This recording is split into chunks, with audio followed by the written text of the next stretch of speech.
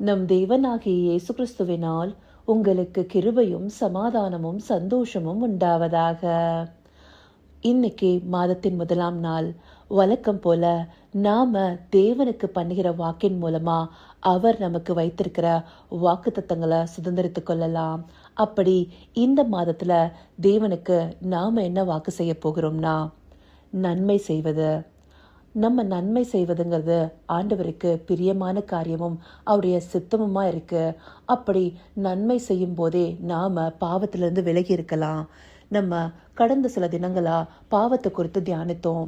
அப்ப முதலாவது நாளே நன்மை செய்யாம இருக்கும்போது தான் பாவமானது வாசற்படியில வந்து படுத்திருக்குங்கிறத பார்த்தோம். அப்படி நன்மை செய்ய தவறும் போது நம்முடைய வாழ்க்கையில நாமளே சில தவறுகளையும் அனுமதிக்கிறோம். அந்தபடி நாம இருக்கக்கூடாதுங்கிறதுக்காகவே நன்மை செய்கிறத ஆண்டவருக்கு இந்த மாதத்துல வாக்காக செய்யலாம். அந்தபடி இன்றைக்கு நாம பார்க்கவிருக்கிற வேத பகுதி 1 பேதுரு 2வது அதிகாரம் வசனம் 15. 1 Peter chapter 2 verse 15. நீங்கள் நன்மை செய்கிறதுனாலே புத்தியின மனுஷருடைய அறியாமையை அடக்குவது தேவனுடைய சித்தமாயிருக்கிறது. இந்த வசனத்துல நம்ம நன்மை செய்யறது மூலமா புத்தியினமா இருக்கிற மனுஷங்களுடைய அறியாமையா அடக்க முடியும்னு சொல்லியிருக்காங்க. புத்தியினம்னா என்ன? அறிவில்லாம நடந்து கொள்கிறவங்க. அப்படி அறிவில்லாம சிலர் நடந்து கொள்கிறதுனா நம்மளை காயப்படுத்தலாம், இல்ல அவங்களுடைய துன்மார்க்க செயல் மூலமா நமக்கு ஏதாவது இடர்ல உண்டு பண்ணலாம். அப்படி இருக்கவங்களுக்கு கூட நாம நன்மை செய்யறது மூலமா அவங்களுடைய அறியாமைய அடக்க முடியும் அப்படின்னு சொல்லி தேவன் சொல்லி அதுவே அவருடைய சித்தமா இருக்கிறதுன்னு சொல்லி இந்த வசனத்துல காண்பிக்கிறாரு. அப்படி நன்மை செய்கிறதன் மூலமா சத்ருக்களா இருக்கிறவங்கள கூட நம்முடைய நண்பர்களா மாற்றிக்கொள்ள முடியும். நம்மள சில நேரங்கள்ல புறக்கணிக்கிற மனிதர்களை கூட நேசிக்கிறவங்களா மாத்தக்கூடும். அந்தபடி நன்மை செய்கிறதுங்கிறது அன்பின் பிரதிபலிப்பா இருக்கு. அந்த நன்மை செய்து பாடனுபவிப்பதே மேன்மையா இருக்கும்னு கூட 1 பேதுரு 3வது அதிகாரம் 17வது வசனத்துல சொல்லப்படுது. அது மாத்திரம் இல்ல, ரோமர் 12வது அதிகாரம் 21வது வசனம் சொல்லுது, நீ தீமையினாலே வெல்லப்படாமல் தீமையை நன்மையினாலே வெல்லு. என்றைக்குமே நமக்கு இருக்கிற சுயாதீனத்துல நம்ம ஒண்ணு குட்டை சூஸ் பண்ண முடியும், இல்ல பேடை சூஸ் பண்ண முடியும். அதாவது நன்மை இல்லைன்னா தீமை. நம்ம அந்த தீமைனால ஒரு நாளும் வெல்லப்படக்கூடாது. நன்மை செய்து அந்த தீமையை நாம வெல்லணுங்கிறது தான் தேவன் நம்மளிடத்துல இருந்து எதிர்பார்க்கிறாரு. அப்படி பகைக்கிறவங்களுக்கும் நன்மை செய்யும் போது ஆண்டவர் நமக்கு அநேகத்தை ஆதாயப்படுத்தி கொடுப்பாரு. அது மாத்திரம் இல்ல, நீதிமொழிகள்ல சாலமோனும் என்ன சொல்றாரு? 3வது அதிகாரம் 27வது வசனம் எடுத்துட்டோம்னா, நன்மை செய்யும்படி உனக்கு திராணி இருக்கும் போது அதை செய்யத்தக்க செய்யாமல் ஈராதே. நம்மளால நன்மை செய்ய முடியும்னா அதை நிச்சயமா ஒருத்தருக்கு செய்யணும் அப்படின்னு சொல்லியிருக்காங்க. இந்தபடி நாம தீமையை விட்டு விலகி நன்மை செய்வதே என்றென்றைக்கும் நமக்கு நலமா இருக்கும். அது மாத்திரம் இல்ல, அதனாலேயே நம்ம சமாதானத்தை தேடி அதை தொடர்ந்து கொள்ள முடியும்னு சொல்லிட்டு சங்கீதத்திலையும் வசனங்கள் சொல்லுது.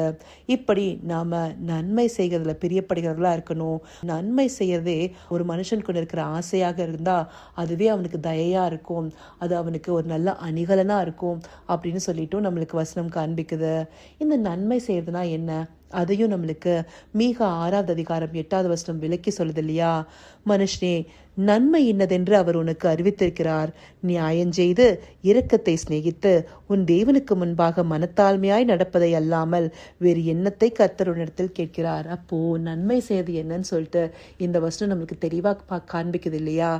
நம்ம நியாயமா நடந்து கொண்டு இரக்கத்தை சிநேகித்து நம்முடைய தேவனுக்கு முன்பாக மனத்தாழ்மையாக நடந்து கொள்வதே நன்மை செய்வது. அதன் மூலமாகவே நம்முடைய நற்கிரியைகள் வெளிப்படும். நம்மளிடத்துல இருக்கிற நற்கிரியைகள் பார்த்து அநேக இடத்துல மாற்றமும் வரும். அந்தபடி நன்மை செய்கிறவர்களா நாம இருக்கணும் இல்லையா? இயேசு கிறிஸ்து இந்த பூமியில இருக்கும் போது நன்மை செய்கிறவரா சுற்றி திருந்தார்னு சொல்லிட்டு நம்ம வசனங்களை பார்க்கிறோம்ல. அப்படி அவரின் சாயலை தரித்து கொண்ட நாமும் நன்மை செய்கிறவர்களா இருக்கணுங்கிறதுக்காகவே தேவன் இந்தபடியான வார்த்தைகள் நம்மளுக்கு காண்பிச்சிருக்காரு. அதையே அவருக்கு வாக்கா பண்ணி அந்தபடி நடந்து கொள்ள நாமும் முயற்சி செய்வோமா? கர்த்தாவே, தேவாதி தேவனே, உமக்கே இந்த வேலை நன்றி செலுத்துகிறோம் ராஜா. அப்பா, உம்முடைய சித்தமா இருக்கிறபடி எங்களுக்கு தீமை செய்கிறவர்களுக்கு கூட நாங்கள் நன்மை செய்யும்படியான நல்ல ஒரு புத்தியை எங்களுக்கு கொடுங்க தகப்பனே. ஆம் ராஜா, புத்தின மனுஷருடைய அறியாமையை அடக்குவது இந்த நன்மை செய்வதுன்றதை நீங்க எங்களுக்கு காண்பிச்சிருக்கீங்க தகப்பனே. அப்பா, இந்த வார்த்தைகளின்படி ஒவ்வொருத்தருக்கும் நன்மை செய்வதற்கு எங்களுக்கு கற்றுக் கொடுங்க ராஜா. நீங்க இந்த பூமியில இருந்த நாட்கள் எல்லாம் நன்மை செய்கிறவராக சுற்றி திரிந்தீங்களே ராஜா. உம்முடைய பிள்ளைகளாய் நாங்களும் ஒவ்வொருவருக்கும் நன்மை செய்யணும் தகப்பனே. ஆம் தகப்பனே, நாங்கள் நன்மை செய்யாமல் இருக்கும்போது பாவம் வந்து எங்கள் வாசற்படியில படுத்துக்கொண்டு எங்களை பற்றி கொள்ள ஆசையா இருக்குமே ராஜா. அதை விட்டு விலகி நாங்கள் தீமையை நன்மையால வெல்லணும் தகப்பனே.